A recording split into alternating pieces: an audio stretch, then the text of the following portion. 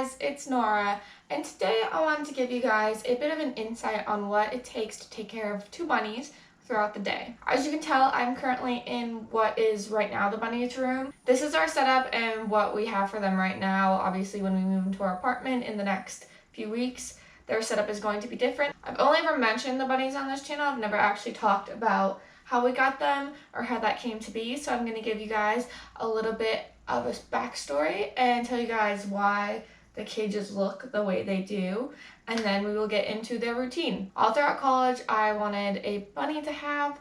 I just always thought they were adorable and a different kind of pet that I've never personally had.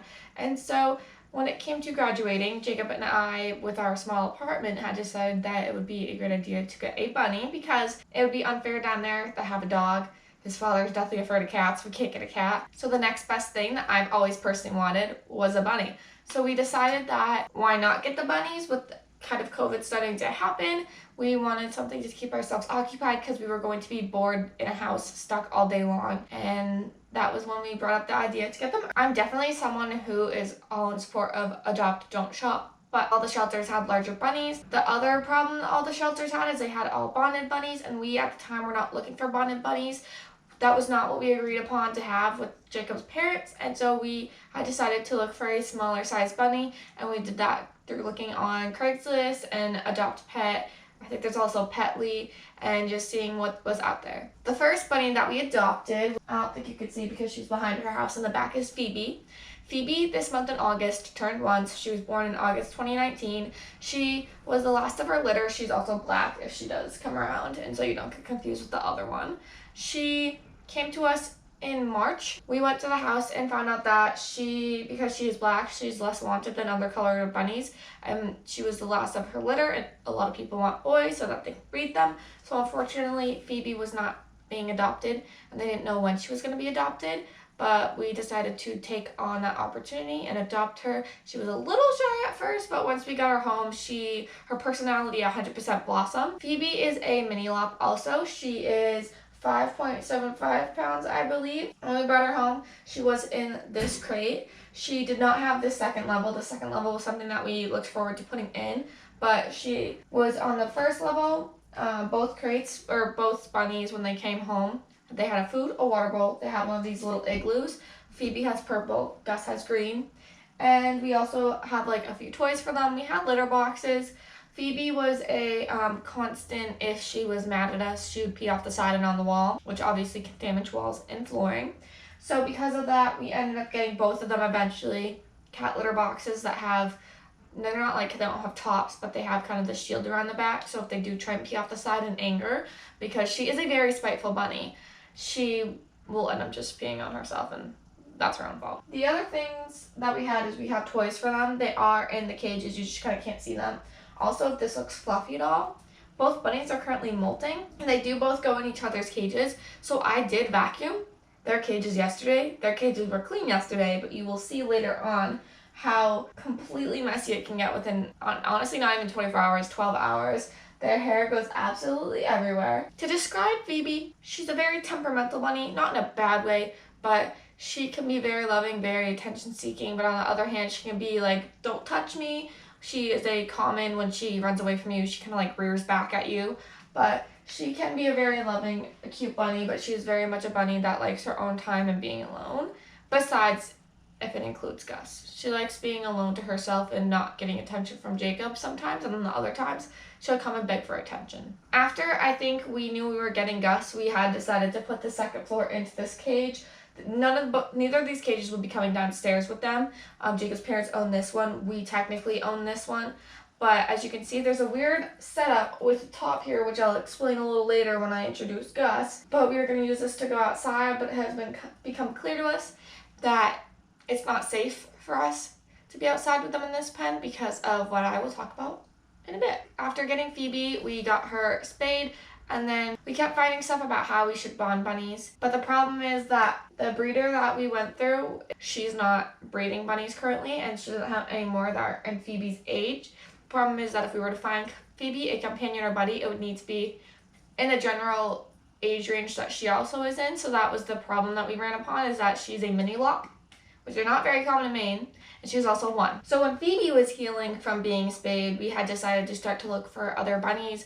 We knew that they would have to be separated at first because they're not bonded, and there was also a possibility that the other bunny that we adopted could have been bonded by someone else. We again looked on shelters' websites to find if maybe by chance there was another mini lop. We really wanted her to have another mini lop, not like a Holland lop or any other breed of bunny. We wanted her to have the exact same breed and generally the same age, which was the problem that we had. Again, majority of the shelters, actually all the bunnies got adopted, or again they were still bonded, so we couldn't just bring 2 bonded bunnies in either because they might fight and be territorial, and that might create more problems. But we ended up reaching out to people as she was healing from her surgery. We reached out to a breeder that was in more northern Maine, about an hour and a half from where we are, and they ended up saying, hey, I have a 4-year-old, and we said, no, we don't want a 4-year-old, she's 1, and they said, we have a 1-year-old. Now, we don't know how far into 1 Gus is. He was originally Eeyore. Oh, and Phoebe was originally Sasha, but they didn't really spend as much time with either of the bunnies, so I don't think the bunnies really knew their names. But they said we have Eeyore, he is 1. I'm hoping that he's more closer to 1 than 2, but they said we are using him as a breeding bunny. We're not going to use him after this litter. If you'd like to adopt him, we'd totally be willing to connect with you guys and let you guys adopt him. So that is what we did. And we ended up naming him Gus because we like the names Gus and Phoebe. We brought him here, and originally we had put Phoebe on the top floor because Phoebe is very easy to handle. I can get her down, I can pick her up with no problem. And we would put Gus on the bottom floor. But then when we would let Phoebe out and Gus would stay in the bottom part, we'd close the gate. We'd let them kind of socialize with each other, but through the crate. Phoebe was extremely territorial, grunting, mad, pissed, gonna attack Gus. So we decided that Phoebe needed her own cage back because she had definitely seen that as her territory. So we ended up getting this cage for Gus. It is a playpen that you would put in the house, put outside. You can still use it in the future if you were to use it inside for whatever reason. If I need to groom them or anything.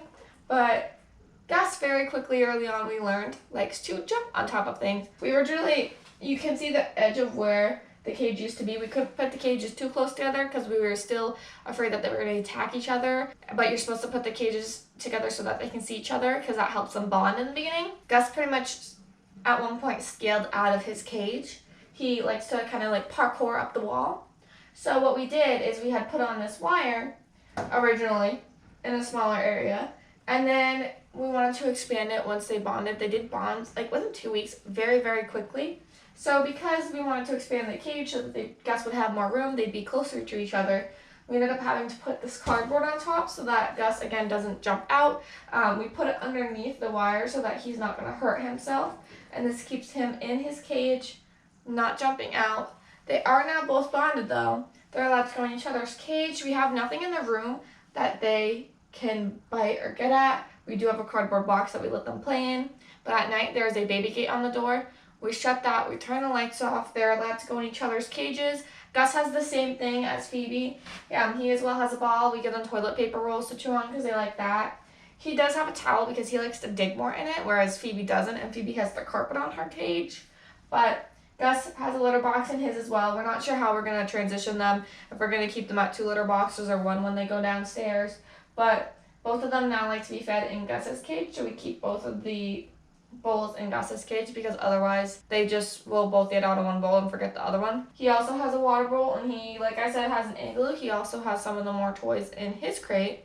But I'll show you guys exactly what it is like to feed them in the morning, and I'll show you guys what we have in their room that we use to just take care of them.